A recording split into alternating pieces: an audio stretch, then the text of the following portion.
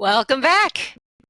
I just came home from a long weekend where I was visiting my parents, and it was because it's my dad's birthday. He just turned 87. That's right, 87. Both my parents are 87, and if you know anything about the life expectancy statistics, they're both defying odds by at least a decade. The average U.S. life expectancy, and this is based on the 2021 CDC data. For men, the average life expectancy in the United States is 73 years old. For women, the average life expectancy is 79.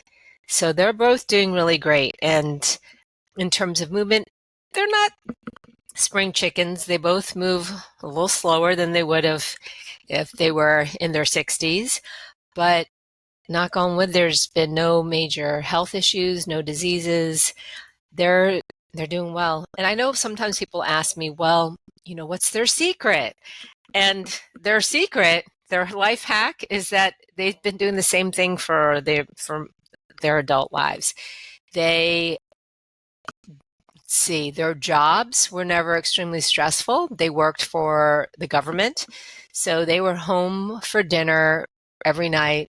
We had dinner at 6 o'clock, the whole entire family, so throughout my childhood. We had dinner together. They also cooked a lot. So most of the food they eat is stuff they made at home, and it's Chinese food. And if you've ever had home-cooked Chinese food, it is very vegetable heavy. It's veggies and protein, always a balance of food, never too much of one thing or not enough of the other. There's no food elimination. There's no gluten-free. There's no such thing as just vegetarian. That's one of the things that they always, I guess, drilled in my head is they pretty much lived a life of moderation. They were not drinkers. Maybe my dad tried a little bit of wine because he thought it was good for his health. This was probably in his 60s, but I don't know if you've seen the recent more in-depth reports about drinking and about even wine, that the studies were actually biased, but that's a whole nother topic. But essentially, they've never had any vices in terms of workouts. They don't do the kind of workouts I do. They've always been active. They continue to be active. They garden a lot. I don't mean they don't have bunches of flowers. They do have flowers, but most of their gardening is vegetables. So probably a quarter of their lawn is their gardens where they grow cucumbers, bitter melon, pumpkin, tomatoes, green beans.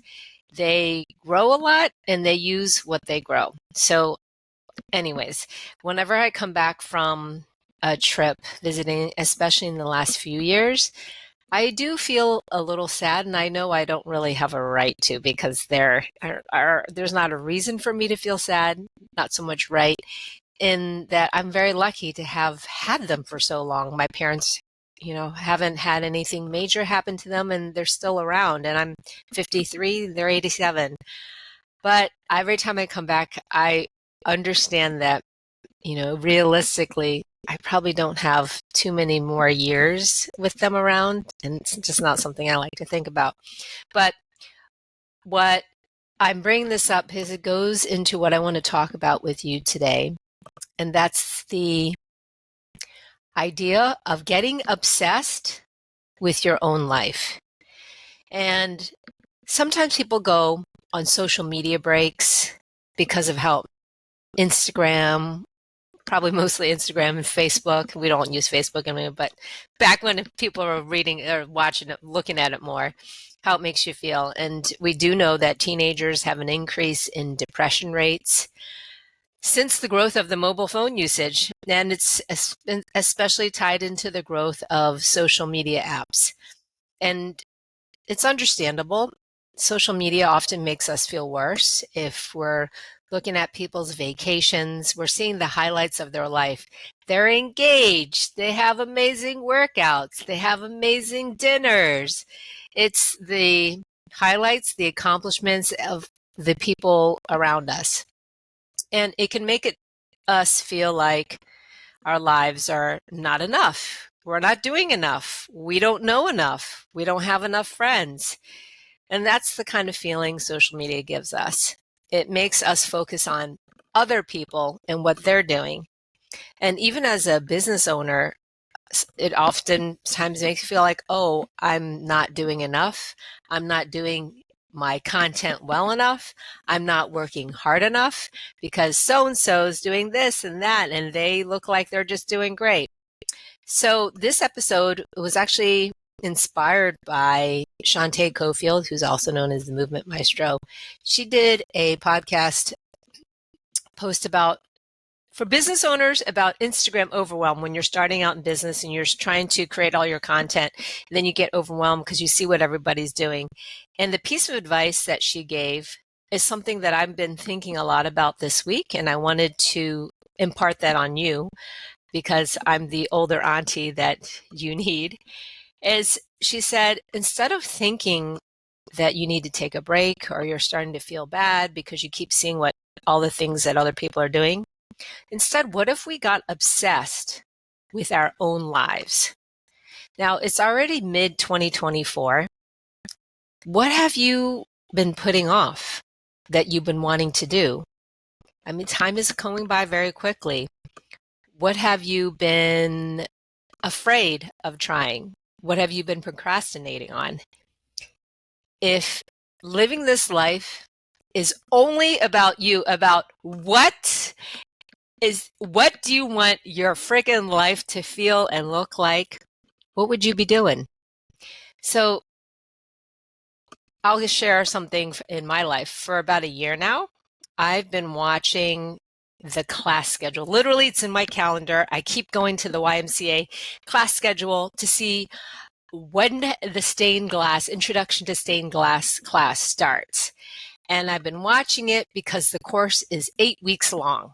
And I always find some kind of excuse or schedule reason why I can't take the class. I'm like, oh, I'm going to be gone one of those weeks. Oh, I have a meeting on one of those days. It's only once a week, but I seem to always find a reason why I can't sign up for those 8 weeks. Oh, no, is it 8 weeks? Yeah, 8 weeks. And 8 weeks is a long time for a class. Come on. Who of us can commit 8 weeks and be like, I've got nothing else going on? But I decided I'm signing up for the fall. I've already been watching the schedule for an entire year, but I'm going to sign up for fall. I probably will miss 1 or 2 weeks because I do have to travel for something. But is that the reason why I have to wait until 2025 to take a class I've been dying to take for over a year? So I want to get obsessed with my own life, and I'm going to sign up for that in the fall.